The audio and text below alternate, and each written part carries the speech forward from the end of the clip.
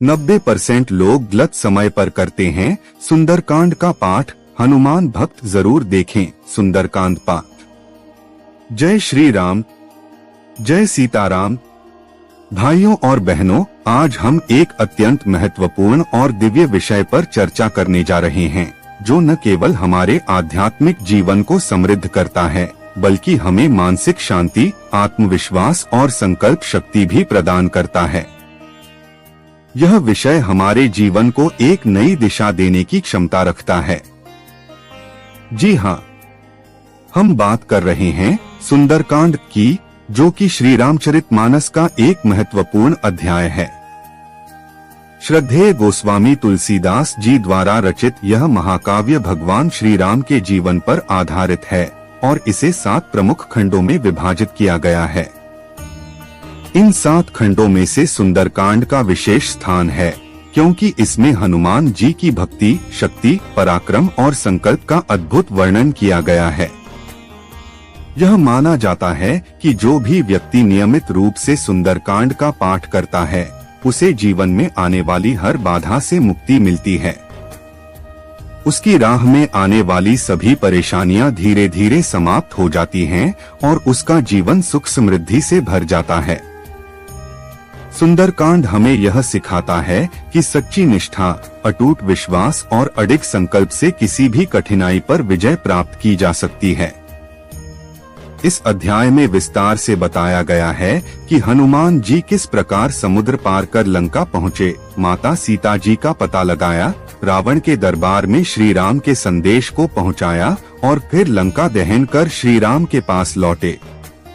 यह केवल हनुमान जी की वीरता, भक्ति और समर्पण की गाथा नहीं है, बल्कि इसमें जीवन के लिए अत्यंत महत्वपूर्ण शिक्षाएं भी समाहित हैं। सुंदरकांड का महत्व और लाभ। हिंदू धर्म में रामचरितमानस एक अत्यंत पवित्र ग्रंथ माना जाता है, जिसमें सुंदरकांड का विशेष महत्व है।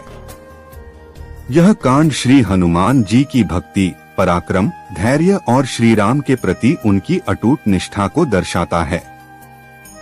जब कोई व्यक्ति श्रद्धा और विश्वास के साथ सुंदरकांड का पाठ करता है, तो उसे मानसिक शांति, आत्मबल और जीवन की कठिनाइयों से निपटने की शक्ति प्राप्त होती है।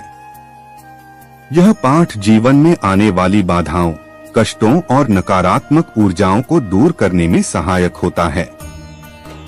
सुंदरकांड का पाठ करने से न केवल व्यक्ति को आध्यात्मिक लाभ मिलता है, बल्कि यह मन, शरीर और आत्मा को भी शुद्ध करता है। यह पाठ विशेष रूप से भय, शत्रुओं, ग्रह दोष, आर्थिक संकट और स्वास्थ्य संबंधी समस्याओं को दूर करने में प्रभावी माना जाता है। यदि किसी व्यक्ति पर नकारात्मक ऊर्जा, बुरी दृष्टि या किसी प्रकार की बाधा का प्रभाव हो, तो सुंदरकांड का पाठ उसे तुरंत समाप्त कर सकता है। इसके अलावा जो लोग अपनी इच्छाओं की पूर्ति चाहते हैं या अपने जीवन में सकारात्मक परिवर्तन लाना चाहते हैं, उनके लिए भी यह पाठ अत्यंत फलदायी सिद्ध होता है। अब सवाल यह उठता है कि हमें सुंदरकांड का पाठ किस विधि से करना चाहिए। क्या इसे केवल मंदिर में ही करना चाहिए या घर पर भी किया जा सकता है? क्या इसे सूर्योदय के समय पढ़ना उचित होगा या फिर घर के आंगन में तुलसी माता के समीप बैठकर इसका पाठ करना अधिक लाभकारी होगा? साथ ही क्या इसे पढ़ने के लिए हमें कोई विशेष अनुष्ठान करना चाहिए, कोई संकल्प लेना चाहिए या फिर इसे किसी विशेष प्रसाद के साथ अर्पित करना चाहिए? इन सभी महत्वपूर्ण प्रश्नों के उत्तर जानने के लिए आइए सुंदरकांड पाठ की संपूर्ण विधि और नियमों को विस्तार से समझते हैं, जिससे हमें इसका पूर्ण फल प्राप्त हो और श्री हनुमान जी की कृपा सदैव हमारे ऊपर बनी रहे। सुंदरकांड पाठ की सही विधि और नियम। 1. पाठ का स्थान और समय। सुंदरकांड का पाठ करने के लिए सबसे पहले एक शांत और पवित्र स्थान का चयन करें, जहां बिना किसी बाधा के पाठ किया जा सके। सुबह सूर्योदय के समय या संध्या के समय पाठ करना अधिक शुभ माना जाता है। यदि आप घर पर कर रहे हैं, तो पूजा कक्ष, तुलसी माता के पास, छत या खुले स्थान में बैठकर पाठ करना उत्तम रहेगा। 2. आसन और वस्त्र। पाठ करने के लिए एक स्वच्छ आसन बिछाएं। लाल रंग का आसन अधिक शुभ माना जाता है क्योंकि यह ऊर्जा और शक्ति का प्रतीक होता है और हनुमान जी की कृपा प्राप्त करने में सहायक होता है।